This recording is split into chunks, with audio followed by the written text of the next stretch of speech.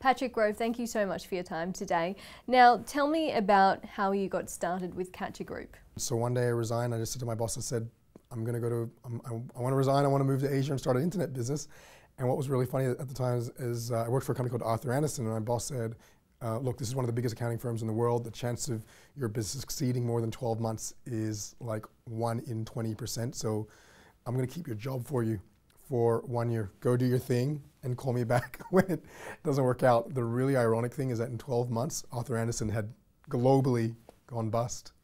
And then off I was in Asia building internet businesses. Interestingly, you were trying to raise cash at the time of the .com bust and the Correct. NASDAQ had crashed. You know, that was something that I'm glad I went through it, but I never want to live again. You know, we were on a global roadshow to raise about 250 million US dollars. So Catcha.com was about to IPO, had been approved on the global roadshow. Whilst on the global roadshow, NASDAQ crashed. But you survived. We survived. It took a long time. It took a long time to crawl out of that. It took us another 7 years of blood, sweat, and a lot of tears to finally, build something of value.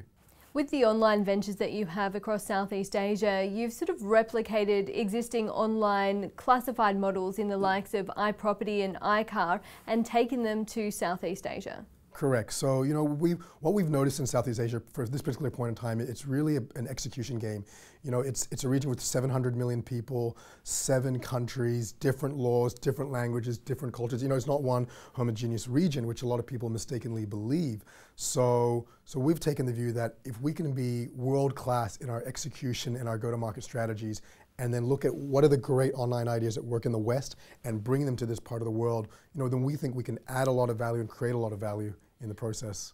It hasn't been all smooth sailing though. You have been forced to write down around $5 million on iProperty, and also you did see a first half loss with iCar. Yeah. What's the outlook for those businesses? Yeah. iProperty is now sort of 9 years old, so we say it's in a good space. It doesn't need to lose money anymore. Where iCar is probably 3 years old. It's still a baby.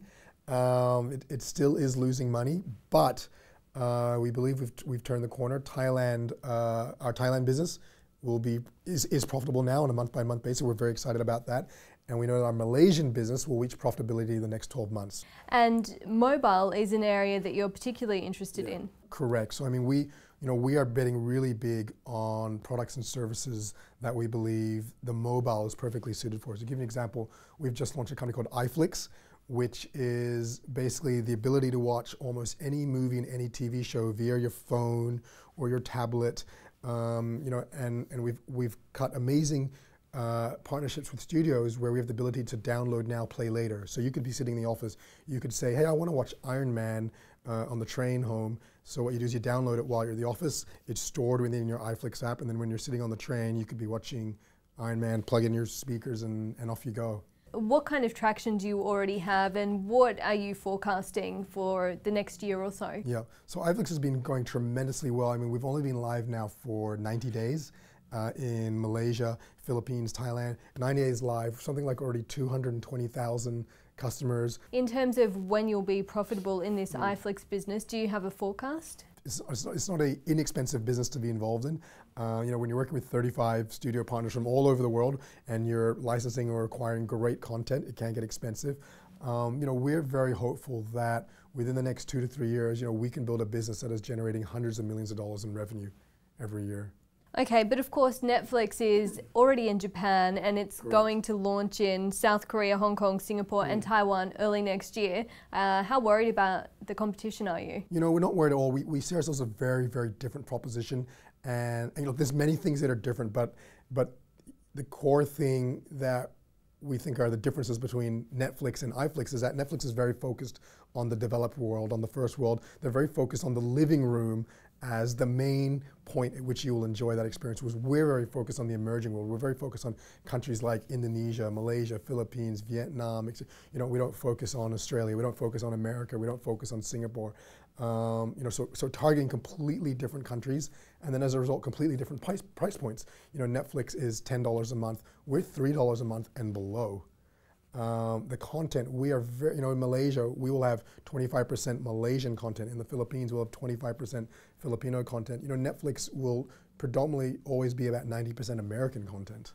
You raised a lot of cash in Australia for an overseas proposition. One of the things where we were very fortunate, very lucky, is that the businesses that we were building, so like iProperty or iCar, had such great Australian case studies. So in the case of iProperty, you know, in the early days we were just saying we're building the Asian version of realestate.com.au, and people got it, people understood it.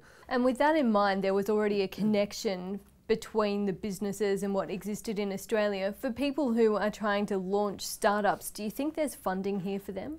So it's always been hard, but it's getting easier and easier. And one of the things that I've seen as an observer is that I wish that the government would get more supportive and really... So you think that we're lacking encouragement for innovation in Australia at the moment? Completely.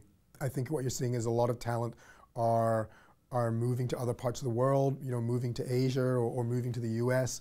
And what you're seeing is that whilst Australia has created a few great sizable technology companies, when you look at how innovative and how daring and how global Australians can be in terms of their outlook, Australia should create so many more great global internet businesses. Indeed. Patrick Grove, thank you so much. Thank you.